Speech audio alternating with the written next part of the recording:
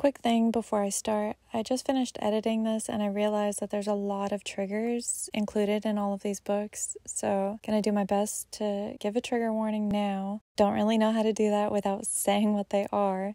So they are drug use, eating disorders, murder, religious pedophiles, suicide, and rape. Okay. Hello, my name is Waffles, and this is my recap of everything I read in July. As I mentioned in my last video, I'm trying to get through my to-be-read pile, which is a collection of things over about 15 years or so now. So yes, many are YA, and yes, many are extremely outdated, but better late than never. Okay, let's get started. First is Journals by Kurt Cobain, which I gave 1 out of 5 stars. I actually read part of this as a teenager, and boy does it hit different now. As you can probably tell, this is a collection of his journals. It feels incredibly invasive to read. Right at the beginning, he says not to read it, but below it, he says to read it. I don't know. There's this theory that some of it has been forged, so I had a bad feeling in my gut when I saw that first warning, as if he's asked me not to read it from the grave, but then someone who's money hungry and still trying to milk a dead man for as much cash as possible added the other part. I don't know. It just made me feel uncomfortable, and now I'm a little bit grateful that I burned all of my old journals. The whole setup is a bit confusing. It looks as if they jump between some notebooks and then you'll randomly get a lot of letters addressed to other people. And I can't tell if those people had them sent in to whoever was putting the book together or if Kurt had written rough drafts and saved them. I'm also wondering how they decided what to include in this. Is this everything they could find that he had written? There's some lyrics as expected and idea pages for music videos, album covers, and merch. But then there's random lists and so many thoughts that stop mid-sentence, and it's just really confusing. The highlight for me were the comic strips that he had made. I didn't know this before, but he can actually draw. I would have enjoyed this so much more if it had just been a notebook of all of those comic strips that they could find. So you know when you're barely a teenager and there's that one kid who smokes weed and then rambles on and on about politics? This reads as if it's written by one of those kids. Kurt is that kid. Those kids personally annoyed the hell out of me, and guess what? This book does too. But a part I did enjoy, well, enjoy is a terrible word considering what it is, but it was reading about his severe stomach issues. I struggle with my own stomach issues, and reading his suicidal thoughts over it and seeing how he got hooked on heroin because of it makes me feel heard and understood. Health issues can be a bitch, and with things like that, when you try to explain them to people, you're met with this response of, oh yeah, you have a tummy ache. It can become really frustrating when people don't understand the severity of it. I'm sorry he suffered, but it's also nice to not feel alone in that anymore. I would only really recommend this book if you are an absolute die-hard fan, otherwise avoid it. Next, we have The Complete Tales of Winnie the Pooh. Pooh Bear is a classic. I grew up with him, so I already knew the stories pretty well. Reading this as an adult is pretty dark, though. A while ago, I had heard this theory that every character is a different mental illness, and it's hard not to see that while reading it now. Eeyore and Piglet's storyline specifically got to me a lot in reading this because I could feel the depression and the anxiety so strong through them. There's a part where there's a big party, and Eeyore gets an invite and he's just like, oh, you dropped that. Oh, you meant to give it to me? To pass along to Piglet, right? I'll go give it to him. Like, he couldn't comprehend being invited to a party with all of his friends, and it just broke my heart. In the beginning, there's this part where Pooh goes to Rabbit's house. He eats too much honey, and then he can't get out of the house. As he's stuck in the hole, Rabbit and Christopher Robin are telling him that he needs to get thinner to get out. They tell him that he's not allowed to eat for a week so he can be thin enough to exit the home. Like, excuse me. No wonder why so many people develop eating disorders when we grow up reading this. Maybe I'm reading too much into it, I don't know. Regardless, I did still enjoy a dive back down memory lane, and now I have a really strong urge to go to Disneyland and ride the Winnie the Pooh ride. If you also grew up with this or are around kids sometimes and like to read to them, then I'd recommend this. But if you're an adult that doesn't care for children or nostalgia, then just skip this one. Next is Dune, the graphic novel, book 1, adapted by Brian Herbert, but originally written by Frank Herbert. I gave this a 3.5 out of 5 stars. I'm excited that they're making these into graphic novels because sometimes I need to be spoon-fed science fiction to fully understand it. I still plan to read the entire series in the original format, but this definitely helped me ease into it much easier. I'm not even going to try to explain the plot of the Dune series because I will butcher that along with all of the names of the people and the locations. I will tell you that it's like the movie, only the characters speak a lot more in this than in the movie. I definitely recommend this. Next is Demon Slayer Volume 1. I gave this a 3.5 out of 5 stars. Demon Slayer is one of my absolute favorite animes, so I thought it'd be fun to start reading the mangas too. This first volume is basically the show, but in book form. I didn't really notice a whole lot of differences other than the tone of the show feels a lot more dramatic and dark, and this feels a little lighter. The entire series is about this guy whose family gets slaughtered and his sister survives, but only sort of because now she's a demon. He goes on a journey to find her a cure, and along the way he slays some other demons. The sister is in her coma in this volume, but the series definitely picks up a lot more later. I still enjoy this beginning though, and I would definitely recommend this or the show. Next is Harry Potter and the Cursed Child by J.K. Rowling, John Tiffany, and Jack Thorne. I gave this 4 out of 5 stars, and it gets my crying emoji because it definitely made me tear up. So I went and saw the play, and I was on the edge of my seat the entire time. I guess the version I saw was an hour shorter than the original, which I'm assuming that's what this is. I highly recommend going to see the play and then reading this. I'm not sure if they're only doing the shortened version now or if you can still see the full version somewhere, but the production is absolutely incredible. I spent most of my time watching it wondering how in the world this was a live production in front of me. The special effects blew my mind. Reading this afterwards was still really fun though, because every couple of scenes you get a new scene popped in. The plot in this one is one of Harry's sons and Draco's sons are best friends, and they're time traveling to save Cedric. They throw in a lot of tidbits from all of the original books, which I really enjoyed. I'm surprised to hear that so many diehard Harry Potter fans hate this story. I grew up with the series, and I absolutely adore this extension of it. I tried to find the plot holes that the haters seem to complain about, but I couldn't find much of anything. I only got confused by the timing of it. While they're time traveling, they're going to different parts of the Triwizard Tournament that Harry was a part of, and it's dated as 1994 and 1995. Maybe I'm just oblivious and never noticed the years mentioned in the original series, but I thought everything took place 5 years later than this. Other than that, I think everything works really well. Only reason why I didn't give it 5 stars is because I feel like they gave Scorpius and Albus so much chemistry, and they didn't just let them be gay like I wanted them to be. It felt like such a tease. That, and at the end when Albus wants to kill Delphine and everyone is like, no, don't stoop to her level. I don't particularly like how in 99% of media we never get to see the good guys kill the bad guys. It'd be more realistic to throw that in sometimes, but I would definitely recommend this. Next is Bait by Chuck Palahniuk. I gave this 1 out of 5 stars. Bait is a collection of short stories written by Chuck. He then had them illustrated by different artists. In the intro, he talks about how coloring books get tossed out and forgotten, and he wanted to make something that lasts longer. He says, "This is a book we've begun. It's yours to complete." And I really like that. I was originally going to finish coloring this before I allowed myself to read it, but I think that was just me procrastinating reading it. The first story is called Dad All Over. Take a shot every time you hear the word dad. I dare you. Seriously though, that took me out of the story a lot. Eventually I ended up skipping that word while I was reading so that the story would flow better. The second story in this is called Conspiracy, and all I have to say is that it's not very vegan. Third story is called Let's See What Happens, and it has religious pedophile jokes. The fourth story is slightly better, being about a sex club basically. Still not a fan of this one. Then I read the fifth story and I was blown away. It's called Ghostwriter, and the entire story is a letter this woman writes to a romance author. She offers him over $1 million to write her love letters, like spanning over 40 years, so that her family will find them once she dies. I would love to see this one as a movie. Maybe a split screen movie where on the left you see what was actually happening in her life, and on the right is the pretend life that takes place in the letters. I adore this concept, and I wish it had been its own book. The sixth story is called Bait, and it's rather interesting as well, but not quite as much. It's about animals that are witnesses to crimes.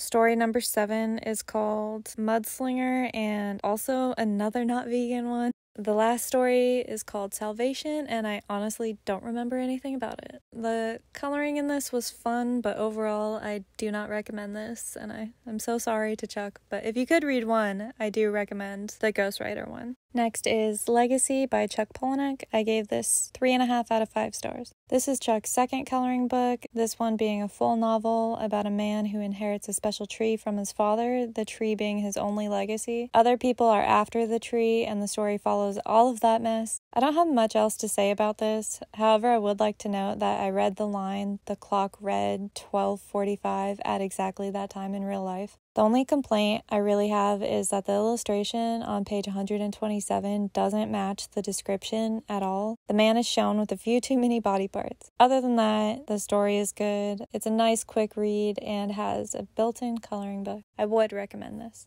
Next is Catstronauts Volume 2, Race to Mars by Drew Brockington. I gave this one 3.5 out of 5 stars. It's cute like the first volume, just felt like the plot was a little less creative in this one. This basically mirrors the history of the race to moon, but substituting the moon with Mars and with cats instead. There's also fewer cat jokes in this one. Still cute though, and I would recommend. Next is Catstronauts Volume 3, Space Station Situation by Drew Brockington. I gave this one 3.5 out of 5 stars. I feel like the title for this one isn't relevant to the plot. The story includes a space station, but the overall issue in this is that Waffles quits the Catstronauts and returns to Earth just before a meteor starts making its way toward the planet to crush everything. Waffles is the only pilot nearby, so he goes up to stop the meteor. So overall, the story is mostly about that meteor. It was still cute as usual, and I would recommend this.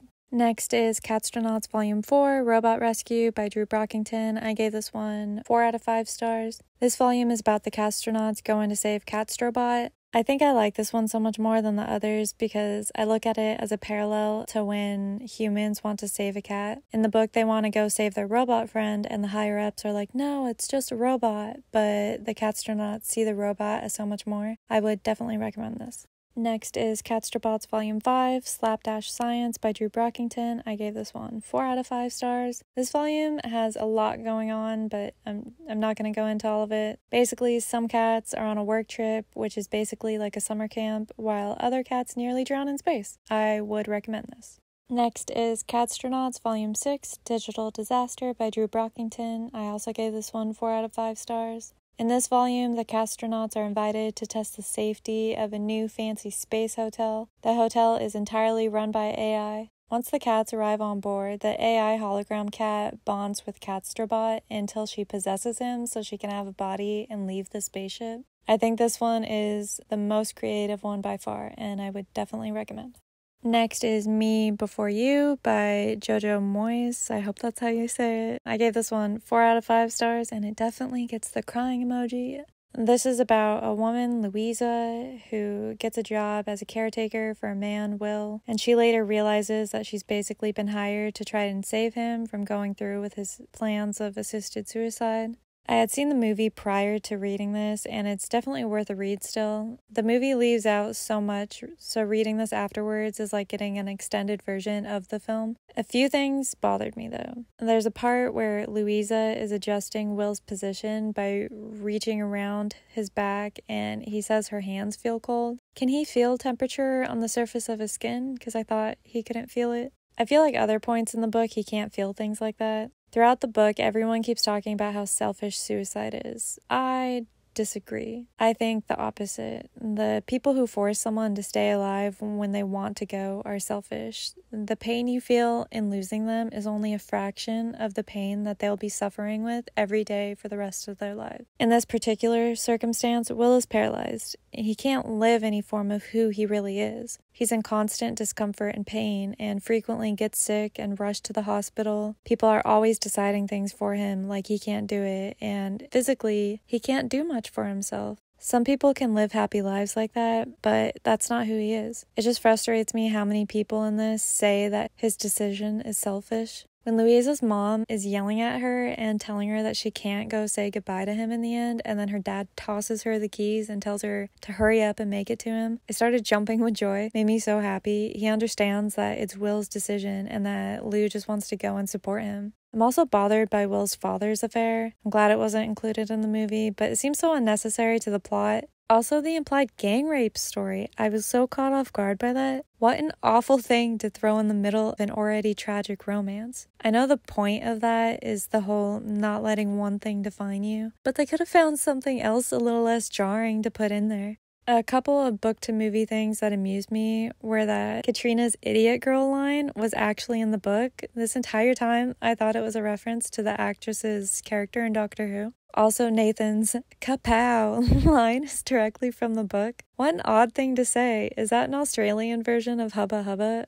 I've just never heard it before I saw this movie. Overall, I do definitely recommend this book and the movie. I don't think it takes away from the book at all to watch the movie first either. Next is 6 Earlier Days by David Lethian. I gave this 2.5 out of 5 stars. This is a prequel to Everyday, and I decided to read this before Everyday, even though it was released later. I don't really see much of a point in it at all, and I'm glad it was just a mini ebook, so it didn't take too long to read. It's just an extension of the descriptions of him hopping from body to body, only it's before his main focus is finding Rhiannon. I wouldn't really bother reading this. Next is Everyday by David Lethian. I gave this 3 out of 5 stars. I don't really know how to rate this. The book is about a non-binary spirit of sorts named A who wakes up in a different body every day. One day he wakes up in a body and falls in love with that guy's girlfriend, Rhiannon. The whole book is them trying to figure out how they can be together, but I have a few complaints on that. The whole concept is weird, even if they did manage to stay together. If she's fucking a different body every day, she's bound to get some STDs, even with condoms. Shit happens. Not to mention that A is possessing another person's body, so that's essentially rape. I don't think they ever have sex in the book. They almost do, but A knows the body he's in at that moment is a virgin, so he stops. I can't help but wonder if he would have continued if the body he was in wasn't a virgin. They say they explore each other's bodies in different ways, and I think they just mean petting and cuddling, but I'm not so sure, and it just makes me uncomfortable. I'm like 90% sure they don't actually have sex, but it's still very weird. Then there's the fact that Rhiannon is kind of homophobic. She loves A supposedly, but whenever A's in a female body, she pulls away. She only really wants to touch A when they're a really hot guy. The movie is complete trash, but I do like that they make her more pansexual in the movie and she's actually like lovable. In the movie, she just seems so unfazed by any form that A takes and just seems to love them no matter what, which is very unlike the book. Another thing that bothers me is that every day you kind of get a description of the body, and almost all of them do sports. How many 16-year-olds actually do sports? I do not remember that when I was 16. Also, I do completely believe that you can fall madly in love with someone very quickly, but I think that only happens when you thoroughly get to know that person within a short period of time. A barely knows anything about Rhiannon and instantly thinks they're in love. I guess I'll let that slide to it being 16-year-olds, but it still bothered me. And finally, at the end, A inhabits a body of a guy that they think is perfect for Rhiannon, and A spends that day as a first date with Rhiannon and then leaves that day's memories and feelings in the guy's mind, and Rhiannon and that guy fall asleep together. That seems so incredibly creepy to me. A basically like implanted a girlfriend into this guy's life. This guy is gonna wake up tomorrow with this random girl in his bed and all of these memories of a first date and emotions that he didn't build up himself. It's really brainwashy and creepy and I don't like it. But we don't even get to see what happens with that. It ends with A going off to Montana, I believe it was, to try to learn how to stay in a body for longer, which I also don't agree with. And A didn't originally agree with that, so it's weird. So instead of a day, he wants to steal more of people's lives now. I'm weirdly addicted to this though, so I will be continuing the rest of the series eventually. Next are Demon Slayers Volume 2 and 3, which I gave 4 out of 5 stars. Not really much to say here other than it definitely differs from the show a lot now, so I would recommend. Next is Demon Slayer Volume 4, which I gave 4 out of 5 stars. This author put his note in the back apologizing for little mistakes he's made in the series and explains that he's on a rough schedule having to rush these out, and I just feel so bad for him. I think they're great. I would definitely recommend. Next is Demon Slayer Volume 5, which I gave 5 out of 5 stars. This volume introduces the badass butterfly lady. I cannot say her name. She just smiles and laughs as she brutally kills a demon. I would definitely recommend. Next is The Host by Stephanie Meyer, which I gave 4 out of 5 stars. Also kind of reminds me of Everyday a little bit. Don't let the bad movie fool you, though. This book is actually really good. It's about these souls that go take over planets and they inhabit the creatures that live there. It usually wipes out the body's previous person, but then Wanda tries to take over Melanie's body. Melanie resists, and they both cohabitate within the body. Something about Stephanie Meyer is that she really likes to drag things out. This book could have been hundreds of pages shorter. The movie, however, was extremely rushed, and it could have been much longer. They butchered the book, unfortunately, so I am so glad that I read the book first. But yes, I would definitely recommend the book, not the movie. Next is Persuasion by Jane Austen, which I gave 1 out of 5 stars. I rushed to read this, right before the new Netflix movie came out. Years ago, I had got this beautiful collection of 7 Jane Austen novels. She's one of the writers that I had heard about most growing up and always heard positive things, but oh my god, I can't. I don't know if it's because this was written 2 centuries ago or because it's not written in the point of view of anyone, but the writing drives me absolutely insane. On top of that, this was a really generic story for that time period. I feel like I've seen dozens of movies with similar plots. This just was not my thing, and I can't recommend it. I'm just so excited that I have 6 more of her novels left to read. Next is Where the Crawdads Sings by Delia Owens, which I gave 4.5 out of 5 stars. I watched the movie, read the book, and then rewatched the movie. It's about this girl Kaya who lives on a marsh, and there's a trial for the murder of her former partner. I'm not even sure what to refer to him as. I ended up liking the book a bit more, but I don't like how in this Tate almost seems to be talking down to Kaya because she's 4 years younger than him. In his mind, she's too young for her, yet she's old enough for him to be kissing her and falling in love with her. It just bothers me. I also don't like how in this Chase is sleeping with multiple other women besides his wife and Kaya.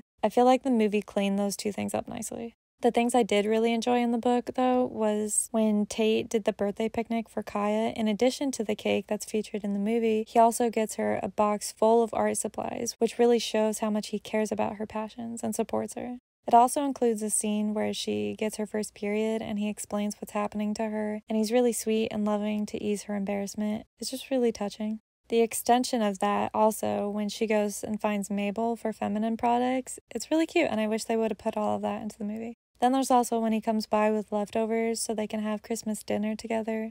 Also, Kaya's brother Jody comes back and stays with her for a while and brings paintings that their mother had done of them and their siblings, and he shows her which sibling is which.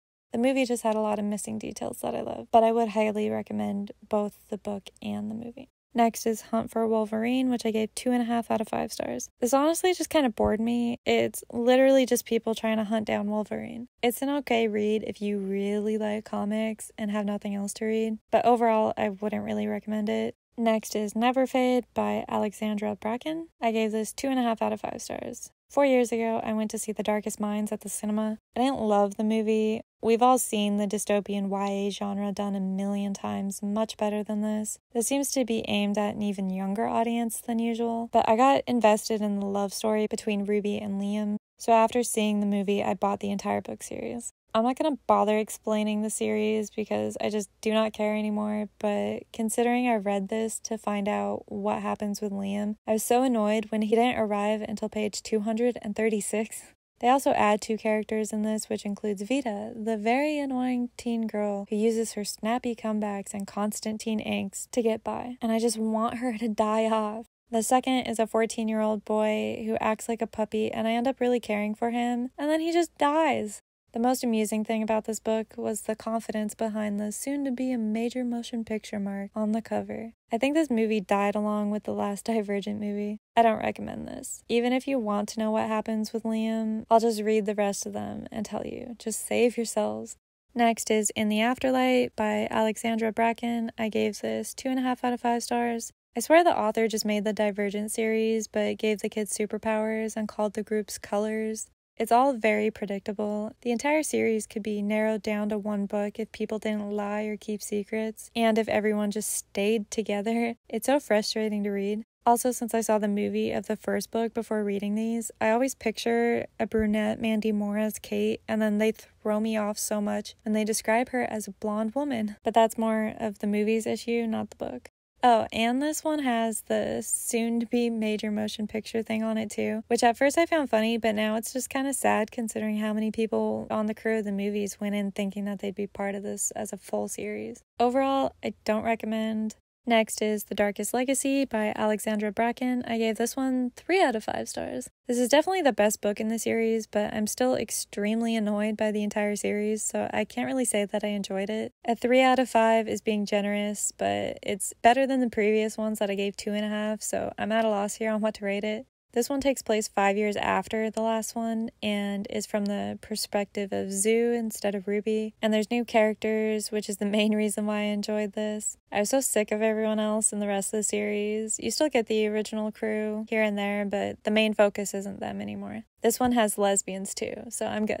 I wouldn't necessarily recommend this to you, but if you had read anyone in the series, I'd say to read this one. Also, I said I would let you know, and Liam and Ruby do end up together. It's a rocky road, but they do end up together in the end. Next is Through the Dark by Alexandra Bracken. I gave this 2.5 out of 5 stars. This one's a collection of short stories that fall within the Darkest Mind series, so I didn't really know when to read it, so I just saved it for the end. The first story is Gabe's perspective, and it covers his time with Zoo. I actually did really like this story. The second story is written in the perspectives of Sam and Lucas. I recognize the names, but honestly, I can't remember how they relate to the series at all. I did enjoy this one though. I think the author writes so much better within less pages. When she stretches something to over 500 pages, it's just constant training and supply runs, and it gets really boring. Less pages keeps things more concise, which I prefer. The final story in this is written in the perspectives of Mia and Sam.